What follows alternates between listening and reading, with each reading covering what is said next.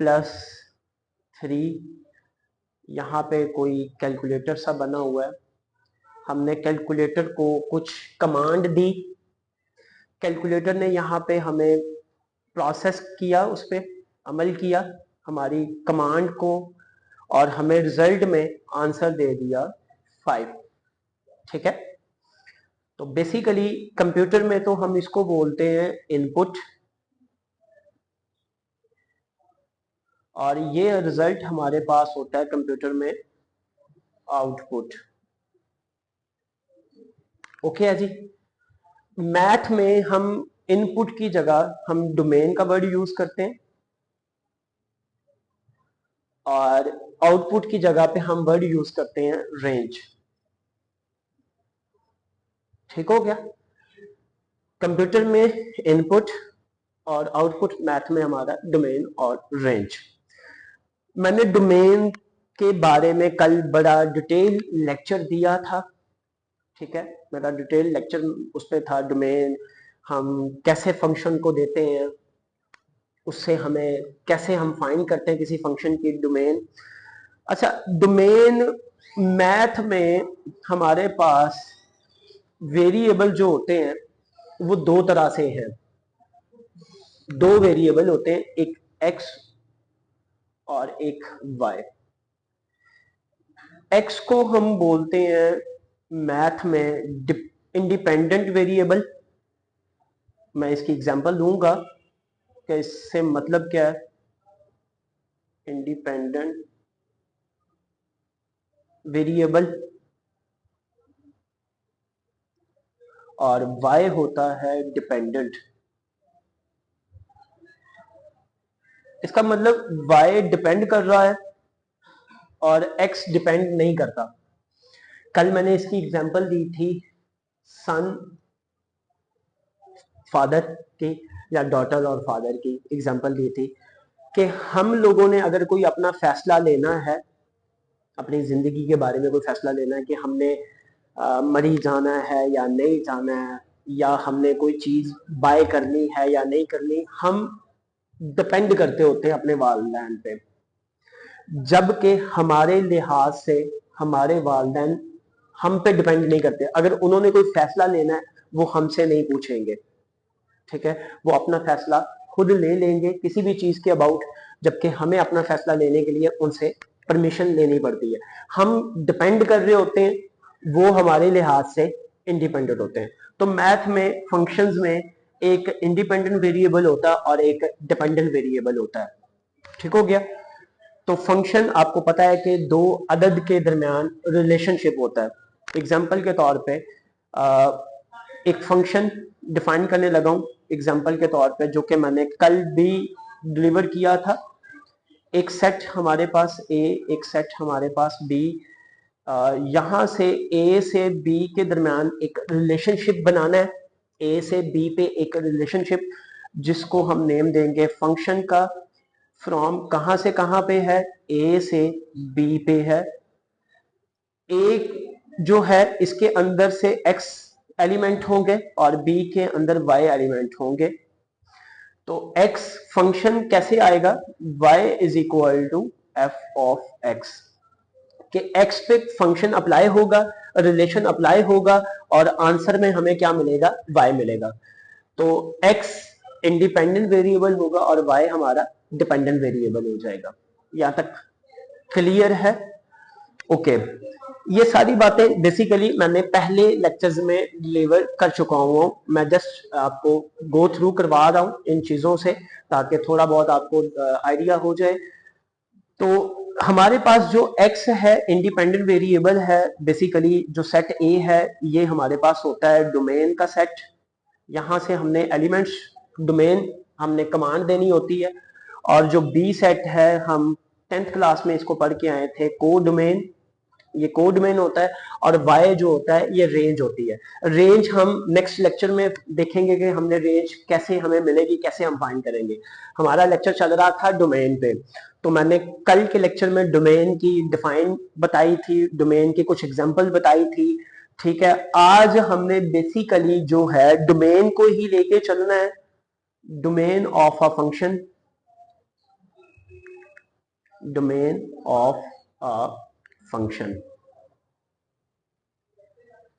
तो कल कुछ एग्जांपल्स हम कर रहे थे, आज हमने एग्जांपल करनी है अंडर रूट वाली।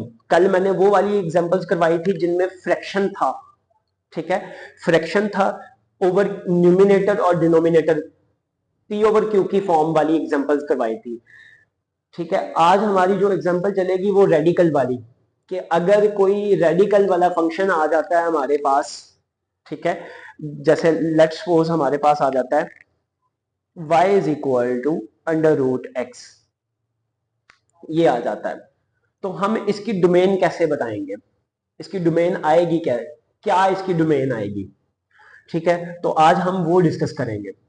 मैंने कल आपको फ्रैक्शन वाले जो क्वेश्चन थे, फ्रैक्शन वाले जो पी ओवर क्यू वाले क्वेश्चन थे, उनमें मैंने आपको बताया था कि आपने डोमेन में वो एलिमेंट नहीं रखने जिससे फंक्शन क्या हो जाए, अनडिफाइंड हो जाए, मतलब कि ओवर के नीचे क्या आ जाए, जीरो आ जाए, ठीक है।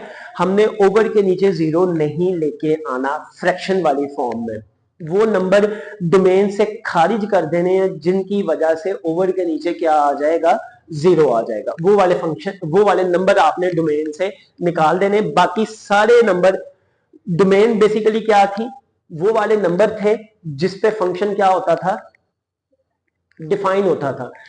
डोमेन किसे कहते थे, वो वाले नंबर, इंडिपेंडेंट वेरिएबल के वो वाले नंबर जिन पे फंक्शन क्या होता था, डिफाइन होता था। जिन पे फंक्शन डिफाइन नहीं है वो वाला नंबर डोमेन में नहीं आएगा। अच्छा, अब अंडर रूट वाले नंबर का मसला क्या है। अंडर रूट में आपने कोशिश ये करनी कि आंसर जो y का आंसर है ये नेगेटिव में ना आए, अंडर रूट के अंदर नेगेटिव ना आए, इसका आंसर हमेशा जीरो से बड़ा रहे, या जीरो के बराबर रहे, या जीरो से बड़ा रहे। इसकी डोमेन फाइंड करने के लिए आपको ये देखना है कि आपने x का आंसर जो है ऐसे नंबर पुट करने हैं अंडर रूट के अंदर जिनकी वजह से अंडर रूट के अंदर जो आंसर है वो पॉजिटिव रहे, नेगेटिव में, अंडर रूट नेगेटिव में ना जाए, रेडिकल का साइन नेगेटिव में ना जाए, स्क्वायर रूट नेगेटिव में ना जाए। स्क्वायर रूट नेगेटिव में अगर चले जाता है तो फिर क्या मसला बनता है। लेट्स सपोज आपने 9th क्लास में पढ़ा हुआ है, फर्स्ट ईयर में भी पढ़े, अगर रेडिकल के अंदर नेगेटिव नंबर आ जाता है, लेट्स सपोज ये आ जाता है माइनस अंडर रूट 2 आ जाता है, स्क्वायर रूट -2 आ जाता है, तो ये नंबर रियल नंबर रहता ही नहीं है। ये नंबर किस में कन्वर्ट हो जाता है, ये वाला नंबर हमारा कन्वर्ट हो जाता है उसमें कॉम्प्लेक्स नंबर में, कॉम्प्लेक्स नंबर अयोटा वाली फॉर्म आ जाती है। तो कॉम्प्लेक्स का मतलब ही पचीदा है, तो हमने यहाँ पे तो पचीदगी लेके नहीं आनी, हमने तो यहाँ पे सिंपल रखना है, रियल नंबर रखने हैं, ठीक है। आपने कोशिश करनी है कि स्क्वायर रूट के अंदर जो है वो नेगेटिव ना आए, ठीक है। अब इसकी डोमेन क्या आएगी, वो सारे नंबर जिसकी वजह से फंक्शन रेडिकल क्या रहे, पॉजिटिव रहे। लेट्स सपोज एग्जांपल के तौर पे ये हमारे पास रियल लाइन है जिसके मिड में होता है जीरो, जिसकी इस तरफ हमारे पॉजिटिव नंबर चल रहे होते हैं और इस तरफ हमारे नेगेटिव नंबर होते हैं, और ये चलते जाते हैं पॉजिटिव इन्फिनिटी और ये चलते जाते हैं नेगेटिव इन्फिनिटी, ओके। अब इस फंक्शन की डोमेन क्या है, अगर हम जीरो पुट करते हैं रेडिकल के अंदर, अगर हम रेडिकल के अंदर जीरो पुट करते हैं तो आंसर जीरो आता है। अगर रेडिकल के अंदर जैसे ही जीरो से छोटा नंबर पुट करेंगे, जीरो से जैसे ही छोटा नंबर पुट करते हैं, -1 पुट करते हैं, तो ये साथ ही किस में चला जाना है, कॉम्प्लेक्स नंबर बन जाना है, अयोटा में कन्वर्ट हो जाना है। इसका मतलब ये तो डोमेन में नहीं लिख सकते। डोमेन में क्या लिखना है, हमने वो वाला नंबर लिखना है जिसकी वजह से फंक्शन डिफाइंड रहे। तो इसका मतलब हमें जाना पड़ेगा जीरो से पॉजिटिव नंबर की तरफ मूव करना पड़ेगा, ठीक है। तभी इसका आंसर, y का आंसर कोई ना कोई पॉजिटिव नंबर रहेगा, रियल नंबर रहेगा। बात समझ आई है। हमने y का आंसर क्या रखना है, रियल रखना है, कॉम्प्लेक्स में नहीं जाने देना। तो इस फंक्शन की डोमेन फिर क्या हो जाएगी, डोमेन इज इक्वल टू, इसकी डोमेन हो जाएगी positive number, real positive number, यही डोमेन रहेगी। ठीक हो गया, 0 से बड़े नंबर। अब इंटरवल फॉर्म में लिखूंगा, कल मैंने इंटरवल फॉर्म में आपको बताया था कि इंटरवल में हम कैसे डोमेन लिखते हैं। अब आप ऊपर देखें तो यहां पे देखें 0 शामिल है, 0 डोमेन का हिस्सा है और इंफिनिटी तक जाना है हमने। इंफिनिटी शामिल नहीं होना, 0 शामिल है, तो इसका मतलब क्लोज्ड इंटरवल आ जाएगा 0 पे और इंफिनिटी पे क्या आ जाएगा, open interval. Okay, infinity include नहीं है, वहां पे ओपन आ जाएगा, 0 इंक्लूड होने की वजह से वहां पे क्या आ जाएगा, क्लोज आ जाएगा। यहां तक ओके, समझ आ गई। अब रेडिकल वाले की हमने डोमेन कैसे फाइंड करनी है। ओके, क्या करना है हमने, रेडिकल में हमने क्या करना है, रेडिकल को हमने सिर्फ और सिर्फ पॉजिटिव रियल नंबर रखना है, रियल नंबर रखना है, कॉम्प्लेक्स में नहीं जाने देना। एक और एग्जांपल करते हैं, लेट्स सपोज ये आ गया x+1 y is equal to x+1 का स्क्वायर रूट। अब आपने इसकी डोमेन लिखनी है। अगेन आप क्या करोगे, आपको जो भी स्क्वायर रूट के अंदर नंबर दिया हुआ है आप उसको रखो ग्रेटर देन इक्वल टू 0। ठीक है, यहां से आप x की वैल्यू फाइंड कर लो। तो यहां से पॉजिटिव 1 है तो उधर जाएगा तो क्या आ जाएगा, x greater than equal to -1। इसका मतलब डोमेन हमारी स्टार्ट कहां से होगी, -1 से। जैसे ही हम -2 इसके अंदर पुट करते हैं, आप पुट करके चेक कर लें, हम इसके अंदर -2 पुट करते हैं, -2 + 1, तो आंसर साथ ही नेगेटिव में आना शुरू हो जाएगा, रेडिकल नेगेटिव होना शुरू हो जाएगा। तो इसका मतलब हमने नेगेटिव की तरफ तो जाना नहीं है, रेडिकल को स्क्वायर रूट को नेगेटिव नहीं रखना। हमने क्या करना है, हमने सिर्फ और सिर्फ पॉजिटिव, रेडिकल में पॉजिटिव साइन रखना है। तो उसके लिए फिर डोमेन स्टार्टिंग पॉइंट मिल गया आपको कि -1 से स्टार्ट होना है, आगे कहां तक जाना है, किस की तरफ, नेगेटिव की तरफ मूव करना है या पॉजिटिव की तरफ मूव करेंगे। यहां पे -1, यहां पे 0 और इधर जाएंगे तो पॉजिटिव इन्फिनिटी और लास्ट आएंगे, पीछे आएंगे तो -इन्फिनिटी। तो -1 से जैसे ही पीछे जाएंगे तो स्क्वायर रूट में क्या आना शुरू हो जाएगा, माइनस आना शुरू हो जाएगा। इसकी वजह से ये पोर्शन तो हम डोमेन में नहीं रखेंगे। डोमेन में फिर कहां से स्टार्ट होगी, -1 से स्टार्ट हो जाएगा और इस तरफ मूव करनी शुरू हो जाएगी। -1 से पॉजिटिव इन्फिनिटी की तरफ हम मूव करना शुरू हो जाएंगे। तो अब इसकी डोमेन फिर कैसे लिखेंगे, डोमेन -1 शामिल है, -1 शामिल है तो -1 पे क्लोज इंटरवल आ गया और इन्फिनिटी पे ओपन इंटरवल आ गया, तो ये इस फंक्शन की डोमेन बन जाएगी। ओके हो गया, कोई और चीज मुश्किल यहां तक। एक और एग्जांपल करते हैं,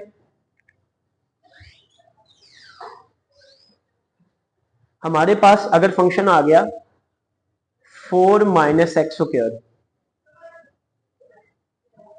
जी, अब हम इसकी डोमेन कैसे फाइंड करेंगे। सबसे पहले तो वो चीज फाइंड करें जहां से आपने इसकी डोमेन शुरू होनी है, जिससे हमें पता चलना है कि हमने नेगेटिव रेडिकल में कहां पे शुरू होना है, नेगेटिव आना कैसे शुरू, कब होना शुरू। तो वो फाइंड करने के लिए क्या करना पड़ेगा, हमें तरीकाकार अभी बताया। आप जो भी रेडिकल के अंदर वैल्यू लिखी हुई है उसको ग्रेटर देन इक्वल टू 0 कर लो। तो क्या कर लोगे, 4 - x greater than equal to 0। तो यहां से आप x की वैल्यू को फाइंड कर ले, बल्कि यहां पे स्क्वायर है, यहां से आप x को फाइंड करें जरा। सबसे पहले तो 4 को उधर ले जाओ, -x² greater than equal to -4 हो गया। अब -1 के साथ डिवाइड करवा दें तो x² जैसे ही माइनस के साथ आप डिवाइड करवाएंगे तो आपको पता है कि इनक्वालिटी में क्या हो जाता है, फेस चेंज हो जाता होता है। तो यहां पे फिर क्या आ जाएगा 4। अब दोनों तरफ स्क्वायर रूट अप्लाई कर लो तो x की वैल्यू फिर क्या आ जाएगी, x less than equal two plus minus 2। Okay, तो आपको पता चल गया कि यहाँ ये वाली हमारी लिमिट है, यहां से हमारा फंक्शन जो है इसकी डोमेन स्टार्ट होनी है, एक -2 से और एक +2 से। तो जब आप इसकी यहां से रियल लाइन बनाता हूं, मिड में 0, +1, +2, आगे सो ऑन चलता जाएगा, यहाँ पे पॉजिटिव इंफिनिटी, इधर -1, -2 और यहाँ पे नेगेटिव इंफिनिटी।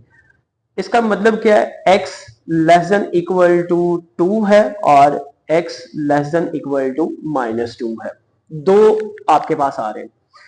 आपके के पास -इंफिनिटी से -2 तक,